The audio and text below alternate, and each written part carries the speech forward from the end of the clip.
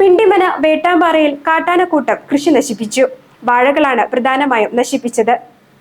വേട്ടാമ്പാറയിൽ നമ്പ്യാളിൽ രാജുവിന്റെ കൃഷിയിടത്തിലാണ് കഴിഞ്ഞ ദിവസം ആനകൾ കയറിയത്.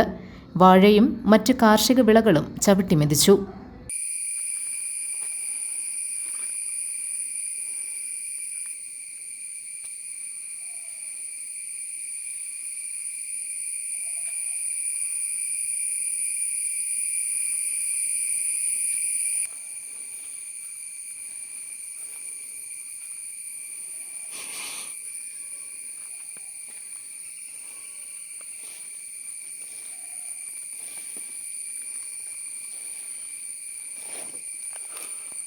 പതിനായിരക്കണക്കിന് രൂപയുടെ നഷ്ടമാണ് കർഷകനുണ്ടായിരിക്കുന്നത്.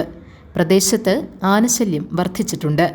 കോട്ടപ്പാറ വനമേഖലയിലെ ആനകളാണ് നാട്ടിലിറങ്ങുന്നത്. ഫെൻസിംഗ് സ്ഥാപിച്ചെങ്കിലും ഫലപ്രദമാകാതിരുന്നതാണ് പ്രധാന പ്രശ്നം. GTV news, Pindimana.